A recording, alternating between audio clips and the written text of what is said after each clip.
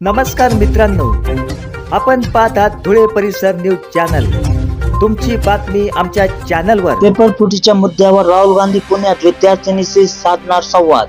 धुळे जिल्हा शहर काँग्रेस कमिटीच्या वतीने आयोजित पत्रकार परिषदेत काँग्रेसचे प्रदेश प्रवक्ते हनुमंत पवार यांनी माहिती दिली। येत्या 22 तारखेला देशाचे विरोधी पक्षनेते राहुल गांधी पुणे येथे पेपरफुटीच्या मुद्द्यावर विद्यार्थ्यांशी संवाद साधणार आहेत। पेपरफुटीमुळे विद्यार्थ्यांच्या भवितव्यावर होणाऱ्या परिणामाबाबत राहुल गांधी विद्यार्थ्यांशी चर्चा करणार असून या मुद्द्यावर काँग्रेसकडून आवाज उठवला जाणार असल्याचे हनुमंत पवार यांनी सांगितले। धुळे शहर काँग्रेस कमिटीच्या वतीनं आणि जिल्हा काँग्रेस कमिटीच्या वतीनं या प्रेस कॉन्फरन्स मध्ये मी हनुमंत पवार महाराष्ट्र प्रदेश काँग्रेसचा प्रवक्ता आज माध्यमांशी संवाद साधतोय। येत्या 22 तारखेला देशाचे विरोधी पक्षनेते आमचे नेते खासदार राहुलजी गांधी पुण्यामध्ये येत आहेत, महाराष्ट्रात येत आहेत। पेपर फुटीच्या प्रश्नावर आणि विद्यार्थी आंदोलनाच्या अनुषंगानं देशभरामध्ये शिक्षण व्यवस्थेबद्दल जी चर्चा होते त्यावर विद्यार्थिनींशी बोलण्यासाठी राहुलजी गांधी पुण्यामध्ये येत आहेत। पुणे हे सावित्रीबाई फुले यांचं शहर आहे। पुणे हे राजमाता जिजाऊ यांचं शहर आहे। पुणे हे फातिमा शेख यांचं शहर आहे।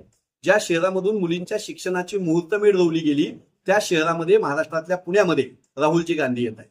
जंतर मंतरवरच्या आंदोलनामध्ये लाठीचार्ज झाला, मुलांना मारहाण झाली, मुलींना मारहाण झाली, विनयभंग झाला, त्याचा जाब विचारण्यासाठी राहुल गांधी येत आहे।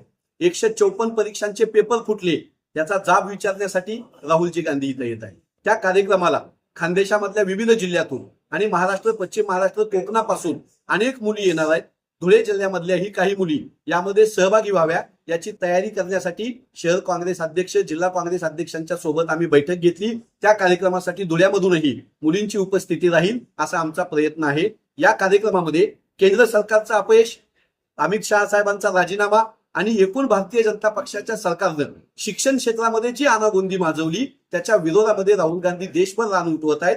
देहरादूनला कार्यक्रम झाला, प्रयागराजला कार्यक्रम झाला, कोटा शहरामध्ये कार्यक्रम झाला, चौथा कार्यक्रम आपल्या महाराष्ट्रात पुण्यामध्ये होत आहे। त्या कार्यक्रमाच्या तयारीसाठी आज ही प्रेस कॉन्फरन्स होती। अशाच नवनवीन बातम्या पाहण्यासाठी चॅनलला लाईक, शेअर आणि सबस्क्राईब करा। मी राजू बैसाने, कॅमेरामन फरीद अन्सारी, धुळे परिसर न्यूज चॅनल। जय हिंद, जय महाराष्ट्र।